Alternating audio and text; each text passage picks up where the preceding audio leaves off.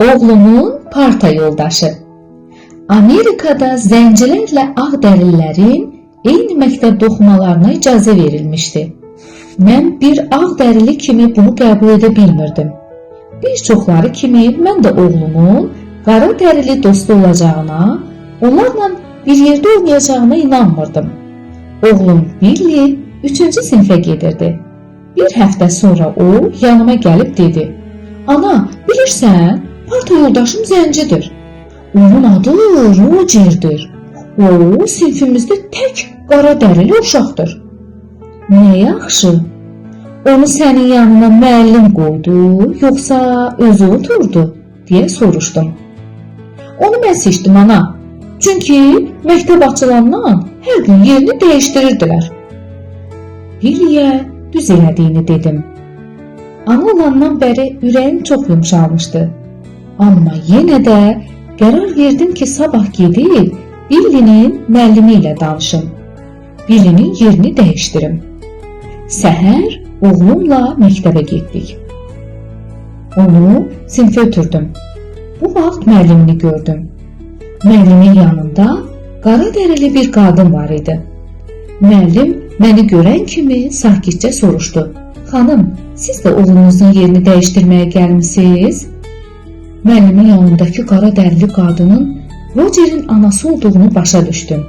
O, oğlunun dərsləri ilə maraqlanmağa gəlmişdi. Onunla göz-gözə gəldik. Narahat görünürdü. Çox sadə geyinmişdi. Nəcib birinə oxşuyurdu. Təbəssüm edib məni salamladı. O da müəllim kimi mənim cavabımı maraqla gözləyirdi. Saniyələr keçdikcə onun üzündəki narahatlığın artdığını hiss edirdim. "Xeyr, bunun üçün gəlməmişəm." Sakitcə dilləndim.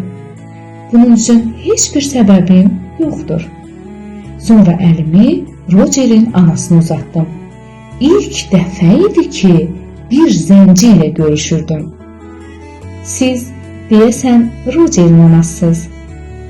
"Bəli, oğlum Billy'dən çox danışır. Onlar yaxşı dostdular." "Düzdür, Billy də elə hey Roger'dən danışır."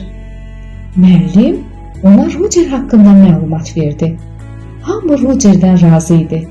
Məktəbdə Roger'la bağlı heç bir problem yox idi. Qadın müəllimə təşəkkür etdi. Sonra da bizimlə sağollaşıb getdi. Bir neçə həftə sonra Roger Billy'ni evlərinə dəvət elədi.